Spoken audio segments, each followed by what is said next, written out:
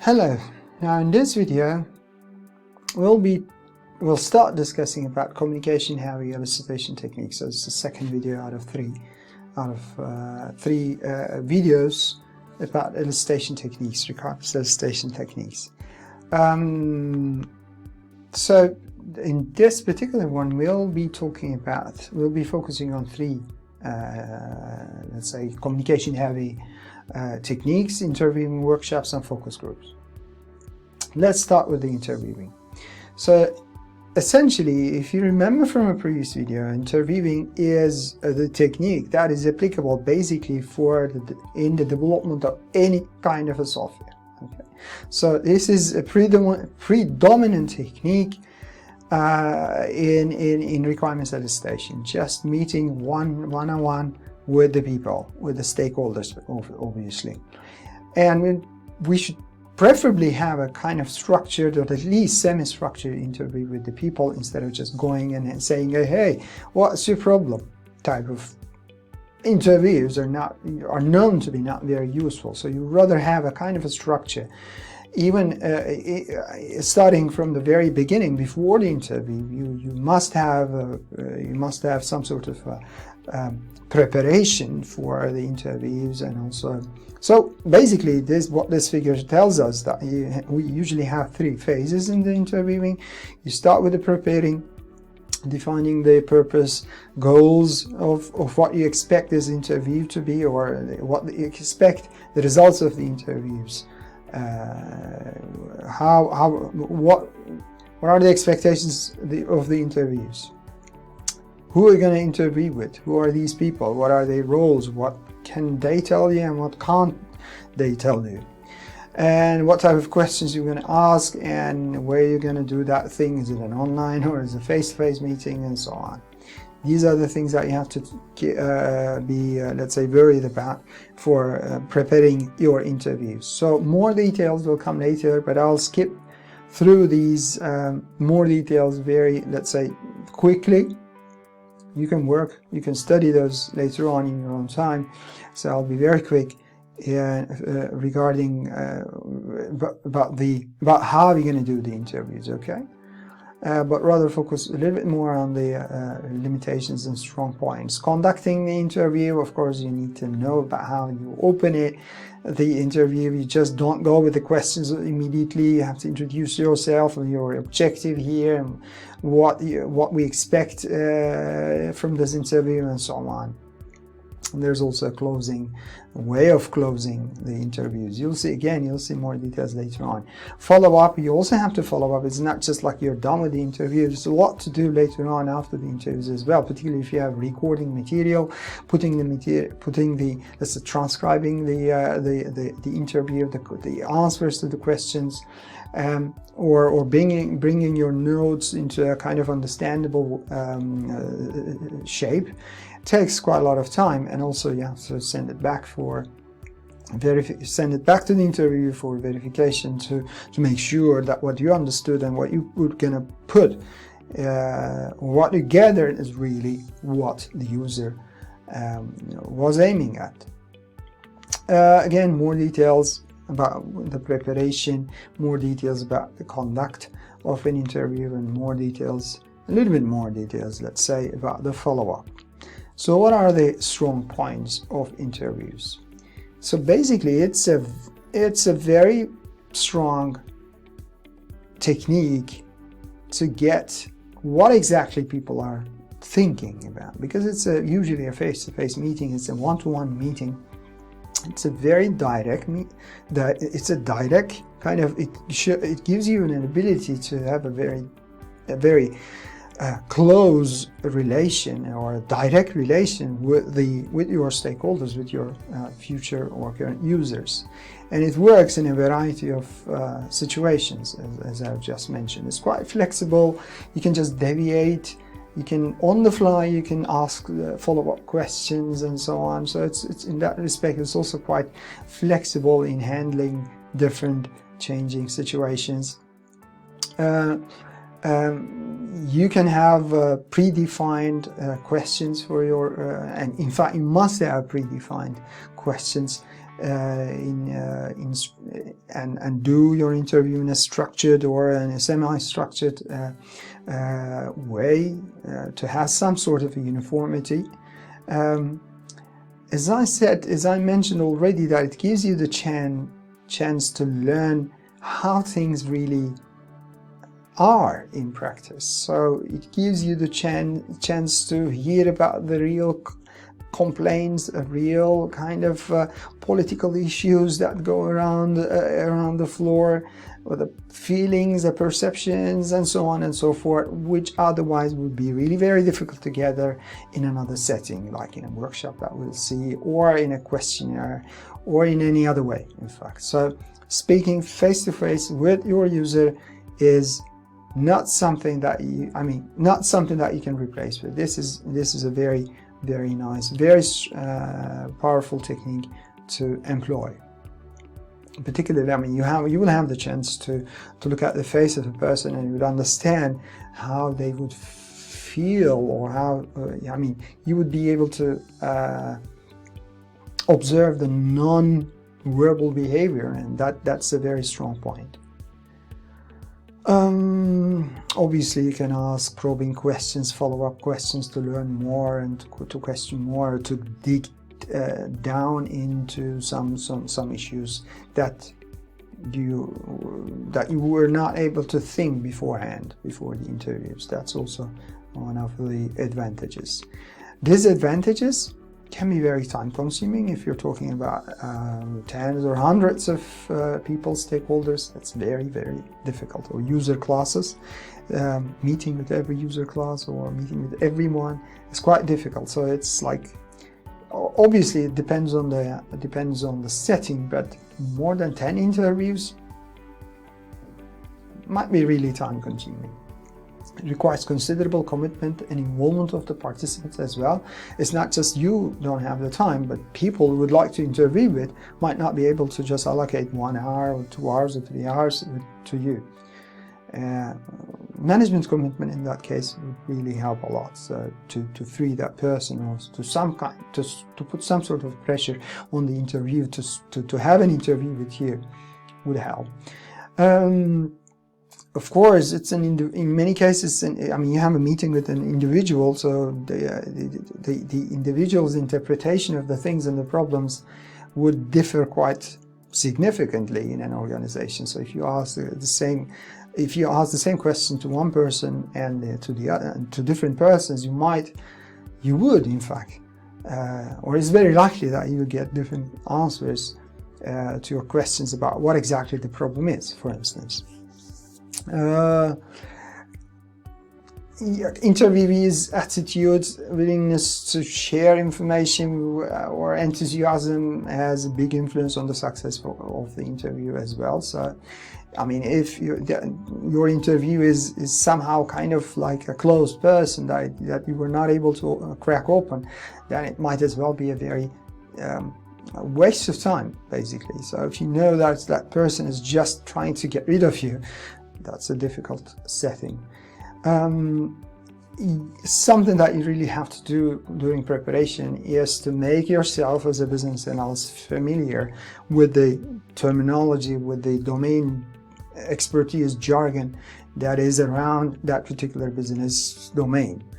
Otherwise, you might also give a bad impression that you're not a good business analyst. If you're not familiar about the very basic concepts in the domain, for instance, if you're dealing with in a project where you develop a financial whatever system, if you don't know the very basic terms about the finances, I don't know what it is, stock exchange type of things, then yeah, it would be very difficult to communicate with the stakeholders. So you would better be very, very well prepared for that kind of a setting. Something that I might perhaps also mention is the people's kind of willingness to give answers, even if he or she does not know the answer. So I think that's also a cultural thing. For instance, if you're in the Netherlands, I would reckon that you would not suffer from that problem too much. But in other type of cultures, you might find that people might find it a little bit difficult to say, hey, you know what, I don't know. I mean, you should ask that person. You should rather do that to find out the answer for that question.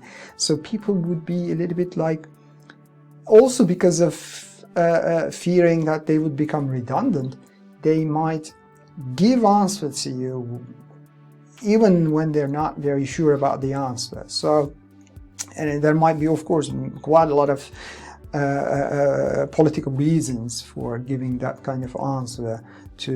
They might even go and try to manipulate you, but be careful about that as well. Okay, so that's what I should say about that. Workshops. Basically, it's a structured meeting with a carefully selected stakeholders and domain experts, obviously, as well, who work together for defining, creating, deciding upon user requirements. Of course, several types of stakeholders can be involved, including developers, testers, different types of users and stakeholders. So it's basically a kind of a large interview with a group of people. And these group of people are very important, obviously, very important stakeholders, experts, domain experts or content experts. So you bring them together, and very much like the case for the interviews, you would see that here we also have this preparation, conduct and follow-up, and they're quite important also for the workshop, even perhaps more important, because usually workshops, I mean, in interviews you might reschedule an interview, you can have you can even dare to waste a particular interview. But in the workshop setting, we're talking about an increased number of, and let's say many people, which have arranged their meeting schedule to be there in your workshop. So you better not screw up. Okay, so that is very important. So you really have to prepare properly. Again, the purpose, stakeholders who are there, what do they know, what can we expect, and what are their expertise. Are they do they have the authority to decide on the requirements or decide on some things, the vision and the scope and so on. So all these kind of preparation is very important. Let me put it that way. The structure, obviously practical methods like the board and beamers and things like that. You have to be sure that you're not like doomed, or you will not have some kind of stupid technical problems ruining your workshop. Conduct, preparation again for the conduct, even going there beforehand, arranging all these technicalities, introducing yourself, the people, and the objective of the workshop, and what you expect at the end of the day, what the agenda is, and how the sessions are organized, and what do we expect as a conclusion, and what do we when can we say that we're done with the workshop. All these things have to be communicated to the stakeholders as well. Again, follow up, cleaning up the notes, bringing all these pieces together and so on. Important things. More information here about how you can prepare. Also purposes, like what kind of purposes you would adopt for organizing a workshop, for a design of a new business model, for instance, is what we usually do also in practice. Defining a current state, generating new ideas, for instance, are also valid purposes for a business, for a workshop. How are we going to conduct? A little bit more details. And so what are the tips about the workshops? One thing that you should, a very important factor in workshops is the moderators. So they are really very important people to get most out of a workshop, or let's say to make a workshop useful. You need a nice moderator. Usually it's you as a BA, but you have to be prepared very well, and you really have to know exactly how to moderate such a kind of an event. You must ensure that all the opinions of all stakeholders are gathered or respected. So I'll come back to that later on. Keep the discussion onto the topic. People would really deviate significantly when they have been given the chance to do so. Okay, so I mean, they could start immediately talking about other stuff, other type of business or problems that they are facing, which are completely irrelevant. You really have, it's your job as a moderator to just like, hey, come back to the track, shut them up in a very polite way, and keep the discussion going. Keep it keep the focus on the topics and the problems and so on, but not on the people. Okay, so don't go into that thing. Tips: summarize regularly, I mean, to make sure that everybody understood and everybody is at a kind of a common understanding so far. Very important. Agree on how decisions are to be made. So who's going to make the decision, or what decisions are there, and whether that decision is final, or whether we need another round or another person, even another unit to approve such things. Strengths, limitations, elicit requirements from multiple users concurrently. I mean, you will be able to just, instead of interviewing 10 people for 10-15 hours, you just have 1 hour with 10 people, and hopefully you will get the chance to interview, let's say, get the inputs of all these people all at once. Usually easier to resolve disagreements when everyone is present. So I mean, usually you would see, if you have an interview with 10 people, it's very likely that they will have some inconsistencies or conflicts. Workshop provides you a chance to just deal with that there. I mean, you say that, you say X, you say Y, just communicate and then tell us what it has to really be. Also a quick and relatively less costly option when there are schedule constraints. So, I mean, if instead of dealing with 10, 20 people, just bring them all 1 hour, 2 hours, or whatever. Limitations: resource intensive, not as much as interviews, but still resource intensive. It can sometimes last for days. We have had in previous years, for very large development of very large systems, we have had like workshops of like 5 days,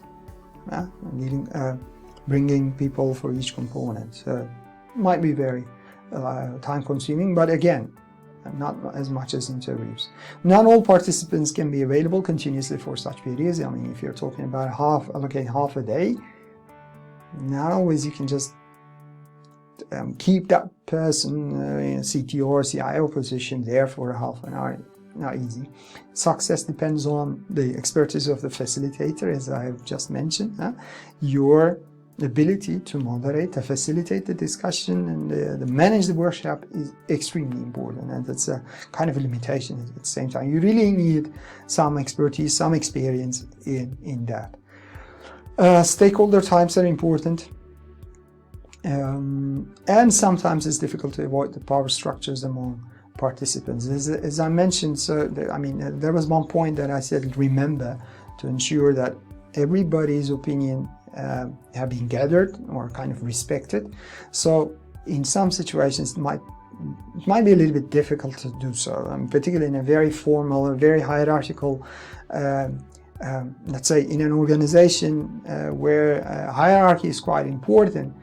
You sometimes feel that some people there would just like be a little bit more like kind of in the background, and some people will always be speaking and they will dominate the discussion, and then you would see that their kind of ideas will be there and accepted, and the other ones will be kind of covered. You should be very careful not to avoid that kind of a situation. So I've been previously in such situations where, for instance, in meeting with soldiers, for instance, with highly hierarchical organizations. So you would see that some kind of higher order people would just dominate the discussion, and then later on you will find out that in fact they are not in the position to really give you the requirements. You should have been given much more chance to the people who are the, let's say, a lower rank in terms of hierarchy. Anyway, focus groups finally, at least for this video, for this sub-module. it's very much similar to the workshops, but in this case, we're talking about bringing a representative group of users who convene to generate ideas on user requirements, okay? Again, either we are talking about a pool of users who are of the same type, or pool of again users representing the full spectrum of user classes. Okay, so again, as I mentioned, very similar to the workshops, but in this case, we the point of